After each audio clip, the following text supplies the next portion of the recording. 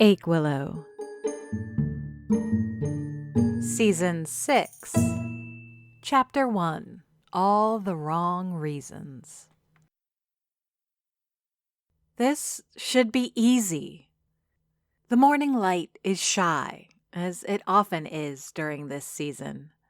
Indigo blue clouds cover the sky in a uniform veil, giving the perfect canvas for the orange streetlights to paint themselves. Minuscule snowflakes hesitate as they fall, finding every excuse to halt their journey to the ground, stopping here and there to dance instead. It's hard to tell if the timid drifts are fresh flakes or snow disturbed from the rooftops by imperceptible gusts of wind. It hasn't been too cold yet in Achewillow. Sure, there's been a night or two where the air tore at the skin, dry and sharp. And there have been a couple of days where freezing rain would compete with iced roads for which was the most unpleasant.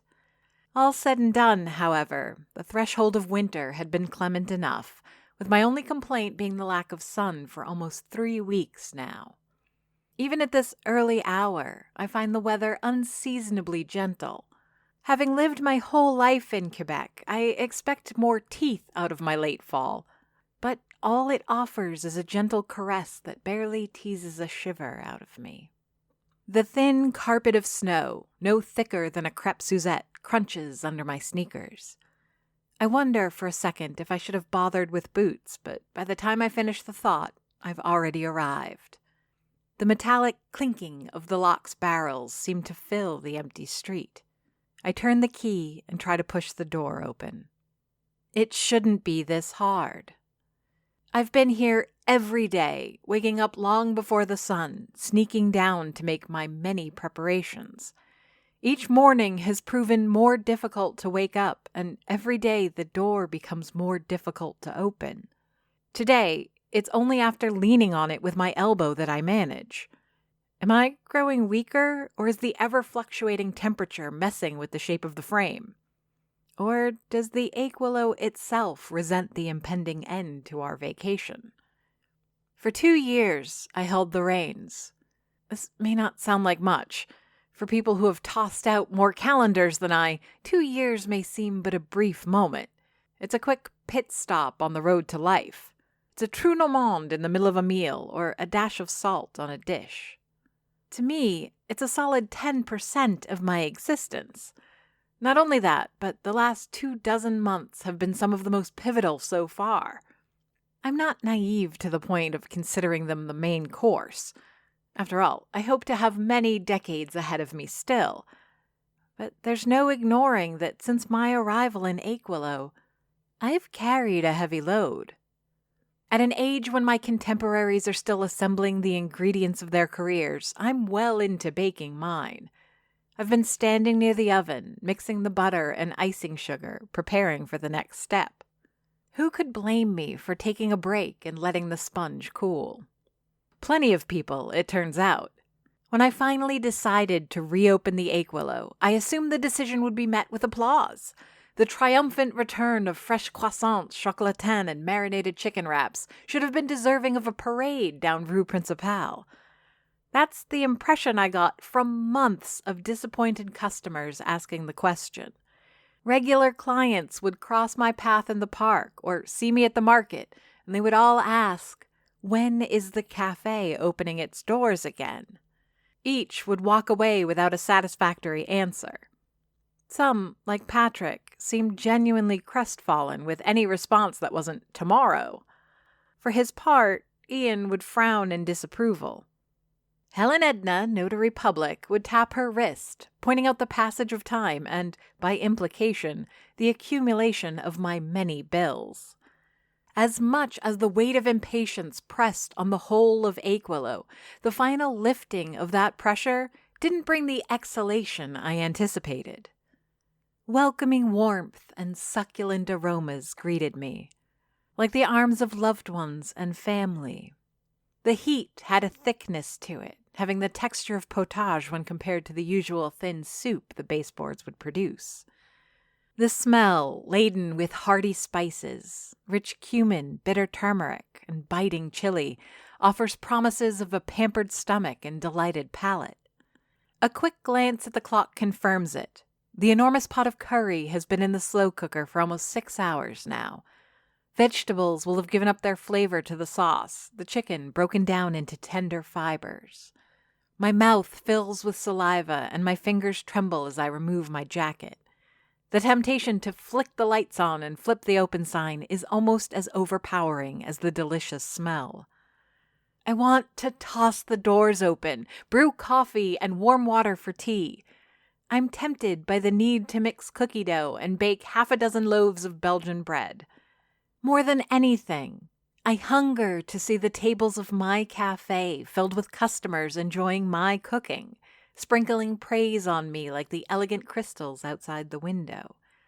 Just enough to be pretty, but not so much as to become a burden. This shouldn't be so impossible. On the counter, waiting for me in tight formation, like good little soldiers, are the many papers of my planning, sheet after sheet, arranged in shallow piles. Here are a dozen possible menus. There waits a massive shopping list, pages long, half of the items crossed out and rewritten many times again.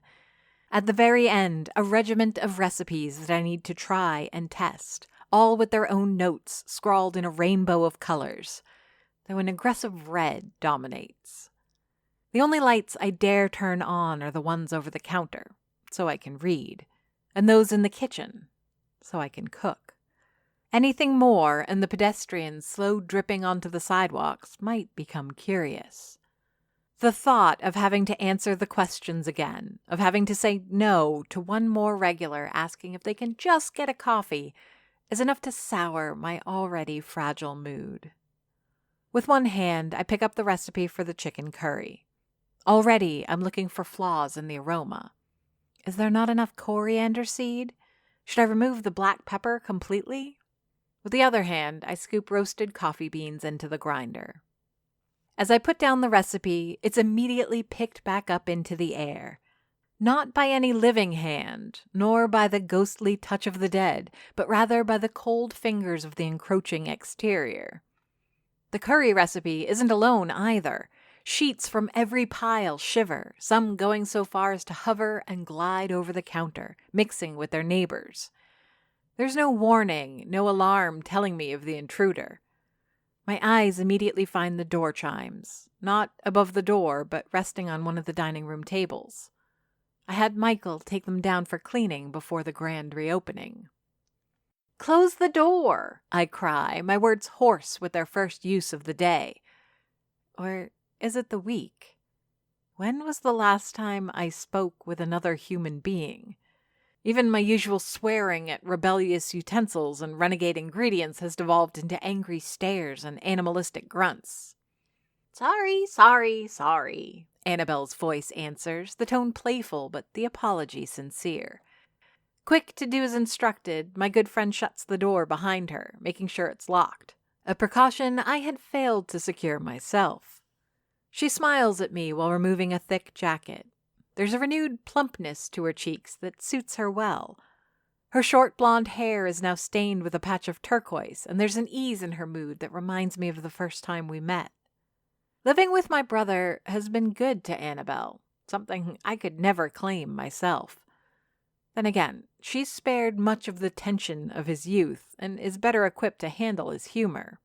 "Sorry about your papers," she apologizes one more time. "Though I think it's the smell you should be worried about. If the locals catch a whiff of that stew, curry, I'm quick to correct. If they catch a whiff of that curry, you'll have to fight them off with a broom." She plops down on one of the stools at the counter, squinting to get a better look in the dim light. If this were anybody but a handful of people, I'd be outraged at the excess familiarity and intrusion.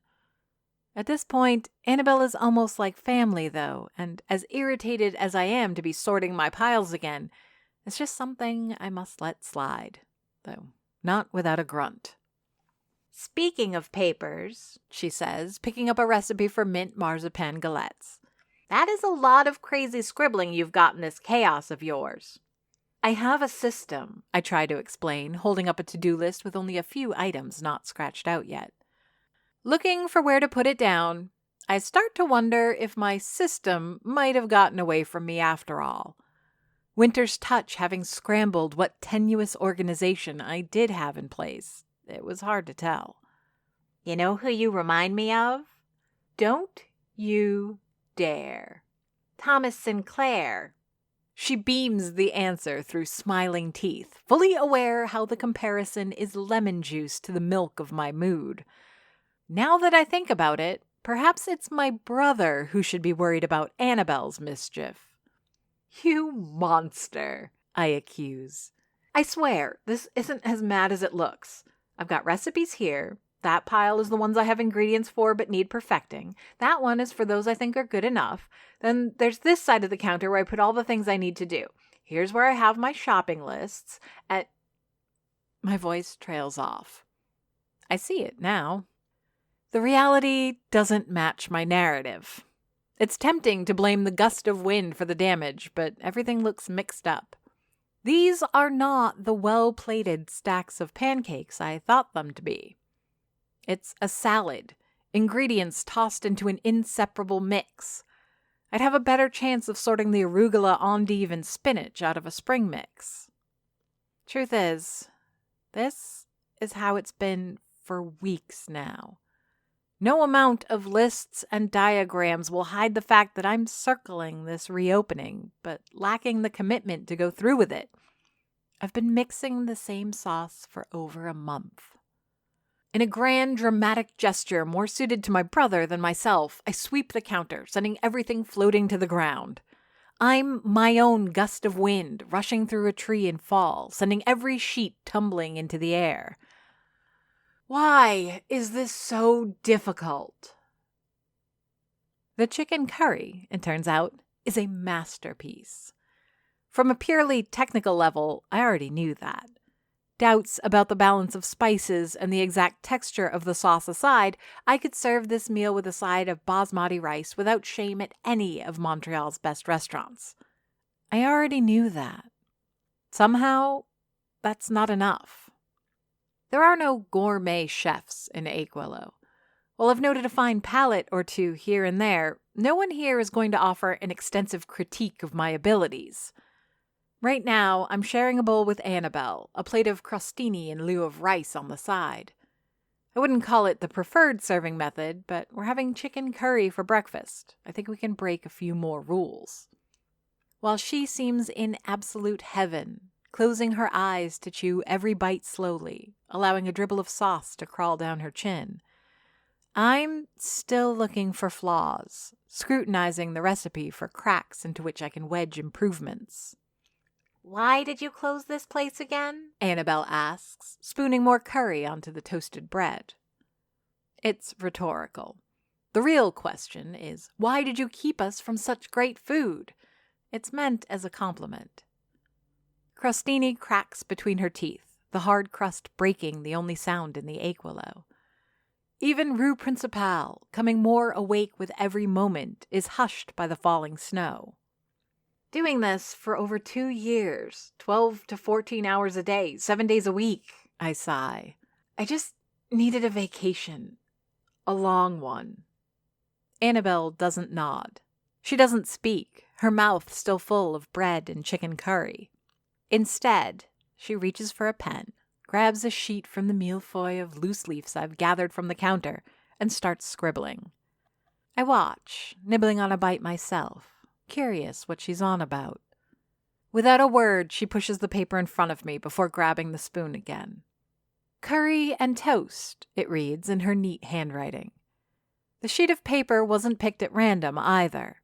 It's one of the many menu prototypes I've experimented with in the last few weeks. Covered as it is in red ink, it looks like the test results from a particularly bad student. Definitely an F. Except instead of mathematical errors or grammar mistakes, it's my own faults that are marked, struck through as if mortally wounded and bleeding out. That way, you don't have to commit to chicken, she explains as I read. And people here won't know what a crostini is. Except Mr. Costa, I guess. We eat and we watch. Pedestrians pass by the Achewillow, bundled in their coats and those wool scarves that have become so popular around town. A few try to be subtle about it, but none misses the opportunity to look through the window. All they see are the two young women huddled over bowls and papers in the dark. What they want, though, is a prelude to the lights coming back on and the lock in the door turning to allow them in.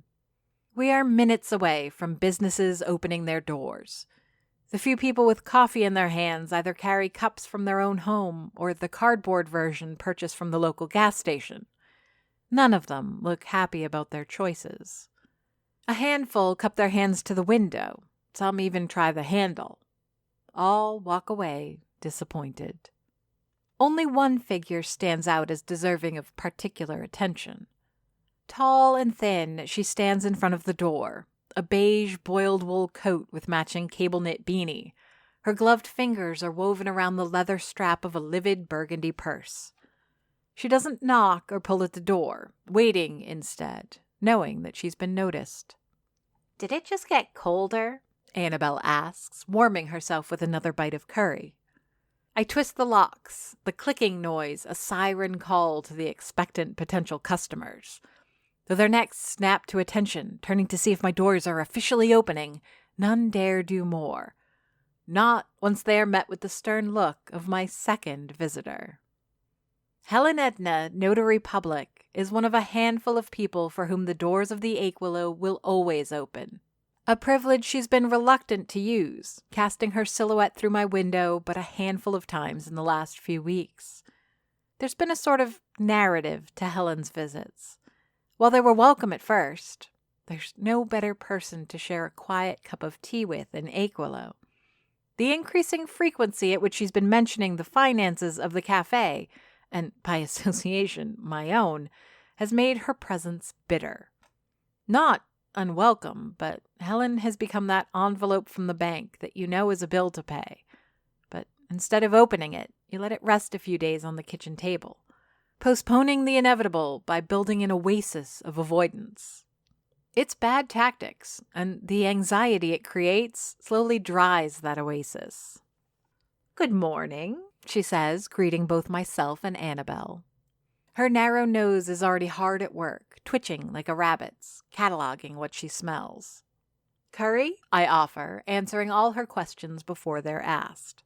"For breakfast?" "It's better than you think." She thinks about it, the same way Helen Edna thinks about everything. Sometimes I wish I could see the thought process that goes into this kind of decision on her part. Does she go by taste, personal experience, or does she list all the ingredients and categorize them to decide if the right proportion of breakfast acceptable food is in there? "I'll settle for tea, thank you." "With something sweet?" I offer. "If you have any," Helen says, pulling her coat off before sitting next to Annabelle. "Miss Lagacé." I catch Annabelle wince at the use of her surname. During my brief sojourn to the kitchen, picking up a tray of the experiment, I try to listen in on their conversation. "Maître Edna?" Annabelle is quick to answer. I don't feel any animosity between them, but also none of the warm playfulness typical to Annabelle. Being referred to by her mother's name has only been a sore point for her since fall, and I don't believe she expects someone like Helen to make accommodations for it, but a bruise remains a bruise. As I hurry back to buffer the tension, I notice how Helen scrutinizes Annabelle, as if trying to decide whether or not to clarify that she does not use the antiquated honorific. Fortunately, I can attract both their attention to the tinfoil-covered platter in my hands. Like two cats, they marvel at the sound of crinkling aluminum. Helen squints like a museum curator struggling to identify a forgery from the real thing. Annabelle cocks her head, turquoise hair bobbing with emotion. I might as well have been pulling the veil off of the Holy Grail itself, the way these two scrutinize the sweets on the platter. And who can blame them? They know. This is a treat 2 years in the making. demons, ghosts, and angry inquisitors, no nemesis has been so persistent, no antagonist so undefeated as what I'm revealing to them now. Are those? Annabelle asks, her voice hushed and reverent. They are, I nod. And has Olivia? Helen inquires, her nimble fingers tapping the countertop like those of a restless pianist. Not yet, I answer, picking something up from the plate. Despite the tin-foil cover, make no mistake, I'm treating this moment with a certain amount of reverence.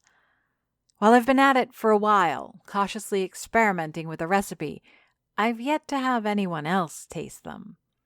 The serving plate is one of the pretty porcelain ones from upstairs, an heirloom from my great-grandaunt Doris. I was hoping you might be able to tell me, I say, putting a perfect finger-length biscotti on a plate before Helen, if I've finally nailed it. Not without tea or coffee, she insists, her hand hovering over the offering, too eager to remain still but too respectful to touch. Of course. I turn to put a kettle on, finish grinding my beans, pick out some leaves and grab some cups. I have a gentle Colombian roast for those who want coffee, and I've picked out an aromatic chai and green tea blend. You know, Annabelle says, struggling to hide the gluttony in her voice, I've had Doris's biscotti too. It's been a while, but my taste buds are second to none. She stops, noticing my crooked smile and baleful glare. My hands are poised over a pair of saucers, frozen with cups held. I mean, she catches herself, only second to yours. Maybe Olivia's. Can I just have one? I can see the anticipation in her eyes. Annabelle has replaced Gulliver as my most ravenous eater. While she doesn't match him in volume, I doubt anyone could, she's a worthy challenger for enthusiasm. And while Gulliver could polish off a serving of pastries in less time than it takes to plate them, he lacks the voracious criticism Annabelle offers. She's not just hungry for the food, but to share her opinion of it. The thought of Gulliver gives me pause. Not enough that it shows in my lack of action, but rather it's a lump of hard butter in my frosting. It gets in the way of my thinking, forcing me to stop my line of thought and consider. This isn't who I wanted as my panel of judges for Olivia's biscotti. It should have been Gulliver. And Helen, for sure, but Olivia, too. While it feels wrong to begrudge Annabelle's presence, so much has changed in the last 2 years, and I feel like I've lost more in that span of time than in all the years that came before. I wipe my hands on the sage green Achewillow apron I'm wearing, getting rid of both the sweat in my palms and the intrusive dip in my mood. 2 cups of coffee and 1 of tea are served and arrayed upon the counter. 3 dessert plates, each with a biscotti resting neatly on a bed of napkins, wait before the women gathered in the Achewillow. The almond biscuits, with just a tip dipped in tempered chocolate, look as appealing as any you'd find in the cafes of Tuscany. Annabelle might as well be sitting at Sunday Mass, her eyes down and as quiet as the dead. I've never seen Helen this excited. Not that she breaks decorum on any normal scale, but her right hand has moved from her cup to the side of the saucer twice in a minute, and she's been stirring her tea for 3 times as long. Well, ladies, I start, picking the biscuit from my plate. Let me know what you think. Without further ceremony, I dip my biscotti in the coffee, 1 cream, 2 sugars, before me. Bringing it up to my mouth, I can already smell the almond aromas liberated by hot liquid. I give my friends a second to catch up, and once we all have a biscotti between her teeth, I bite down. Snap. My prediction turned out to be accurate. With the light snowfall of the early morning having transformed into a sort of semi-blizzard, with thick snow clumps spiraling down from a uniform cover of clouds, the day had taken an almost jovial tone. There's just something about snow in Quebec and Vermont. I suppose it's the same in places like Massachusetts, Maine, and the Maritimes, but any time before the new year, snow is reason for celebration. To children, of course, it heralds the possibility of skipping school. At the very least, it makes recess that much more fun. To adults, it has a far more peculiar effect. While drivers may find the white ballet annoying, and none will disagree that these conditions make the road dangerous, there's a peculiar magic that transcends it all. Back in Montreal, this would be the weather that brings the best out of people. Neighbors help clear each other's cars, lend each other snowblowers, and shovel driveways together. Strangers will bury themselves knee-deep in snowdrifts to push a stalled car. To people like me, the private loners who like going about their business awash in their own thoughts, it's like walking around with a soundproof bubble. The unique crunch of snow under boots and the way wind has of devouring sound makes for the most pleasant walks, even on crowded sidewalks. While I may not be out helping the locals with their blizzard-related chores, I do feel a piece of that community spirit in me. That doesn't mean the weight of my premonition doesn't press on my shoulders. In fact, I can almost feel myself sinking down a little more in the snow with each step because of it. But I've gotten used to that weight by now. It gets added every time I get a visit from Helen Etna. "I understand your ambition towards excellence," she said, looking over one of my many lists. "But does every ingredient need to be so exorbitant?" How do I explain to someone as punctilious as Helen the importance of ingredients in cooking? She understands the reason for quality, of course, but the specific choice of each, not only in nature but in provenance and origin, is something that escapes her. They are details I may have once felt comfortable cutting the corners of, but I'm no longer just a cook, am I?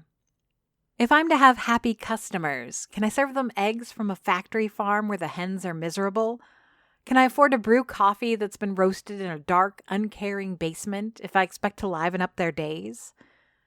Magic is about intent, and intent is something that carries through from farm to table. And ingredients so specific come at a cost, especially these days. Still, as I walk from grocery to market to spice shop, I have to keep an eye on the bill. If only because I've promised Helen I would. I'm getting to the end of how many times I'm comfortable breaking that promise. It's fortunate that I'm a sturdy girl. Trudging through ever thicker snowdrifts over packed ice, all with an increasingly heavy set of bags, is quite the workout. I think of some of my old fellow students, their thin, elegant, and attractive limbs and flat bellies. They would have fallen apart just carrying the bag of onions in my backpack. Still, despite my frugal purchases, and even with all that strength I'm so proud of, the toll is starting to show. Every Achewillow resident who crosses my path, their comfortable smile on their warm faces, is wrapped in their thick scarves, tucking their heads in to keep their ears from the cold. Meanwhile, I feel drops of sweat coalesce and journey down my spine. The pit of my arms is getting moist and my brow is broiling under my hat. Let me help you with that. I barely have time to recognize the familiar voice before the 2 bags in my left hand are plucked from my grasp. I panic just a little. These are the bags with the eggs, 4 dozen of them, and carelessness could break a few. It's not the eggs that worry me, but having to clean it all up. Egg white is sticky and difficult to get rid of. "Well, well," I exclaim, glad under my sarcasm. "Mr. Kemper, what an unexpected surprise." I am happy to see him, or rather the parts of him that are visible from beneath his thick coat, cable-knit scarf, and massive fur-lined hat. He looks like winter has a specific vendetta against him, and he's ready for a fight. However, there's something bittersweet about meeting my friend like this. He should have been at the cafe this morning. It shouldn't feel like I haven't seen him in ages. The unfortunately named Edmund Gulliver Kemper used to be at the Achewillow at least once a week, though usually more often than that. He'd spend entire days sampling galettes, cookies, muffins, entremets, and anything else that would come out of my kitchen. Since closing the Achewillow, we don't even cross paths for his weekly deliveries anymore. It's rare that we see you without that insufferable harpy of a girlfriend. The comment escapes like steam from an oven, uncontrollable and unpleasant. the karmic pendulum is also swift in swinging back. As if my words were a spell, an enchantment pronounced to summon the foulest creatures from the shadows, the demon Ophelia materializes from behind a curtain of falling snow. "I'm glad to see you too, Miriam," she says, pulling herself close to Gulliver, latching onto his arms in the most possessive fashion. I don't even pretend to regret saying what I said. I'll be many things to this woman, but not a hypocrite. The whole situation is unfair to Gulliver. I'll be damned if I ever understand what he sees in Ophelia, but it must be something special for him to abandon all his local friends. Sometimes I wonder if she didn't put a spell on him. Not the metaphorically romantic kind either. "Ophelia?" he asks, putting a colossal mitten atop his lover's tiny fingers. "I'm just going to help Miriam with her package. Is that cool with you?" Ophelia smiles, each tooth a beatific pearl shining under the gray sky. She's overdoing it on purpose, making a show of how she's willing to let me borrow her boyfriend as a pack mule. She scrutinizes me, appraising my misfortune and need, deciding if perhaps she should withhold Gulliver's assistance somehow. "That is a lot of food for one person," she says, trying to lace implications into her words. "It's not just for me." "A holiday celebration with friends, then?" "No," I say, shrugging to readjust the straps of my bag. "I'm reopening the Achewillow." At the mention of my cafe's name, the arrogant joy fades from Ophelia's features. I swear I hear a hiss from the massive bag hanging from her elbow. "Are you now?" "I think it's about time." She lets go of Gulliver, stepping forward, making this all about her and me, no one else. The snow seems to stop falling, but only around the two of us. No wind or sound penetrates the silo containing us. "Are you sure that's a good idea, Miriam?" There's a thread of menace in her voice. "Haven't you noticed how calm things have been since you closed? No demons, no dead bodies, no disappearing into the night? Maybe you should take the hint. Maybe you should keep your little shop closed." Pedestrians pass us by, ignoring us and ignoring our conversation. Even Gulliver looks both miles away and yet only a few feet behind Ophelia. Everyone is huddled against the cold, wrapped in their colorful wool scarves. And suddenly, the weight is gone. Either lifted by anger or bled out from my wounded pride, the ball at the end of the chain keeping me from going ahead and opening the Achewillow again is gone. What a petty catalyst it is, and I'm sure I'll come to regret my motivations, but Ophelia just gave me the one final push. Opening the Achewillow should be easy, and now I think it will be. "Oh, I'm opening back up all right," I proclaim, jutting out my chin in response to the challenge.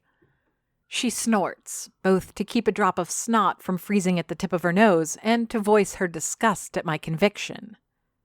"Well then," she says, turning back and walking past Gulliver. "Don't say I didn't warn you." Achewillow is written by J.F. Dubow and narrated and produced by me, Amy Frost.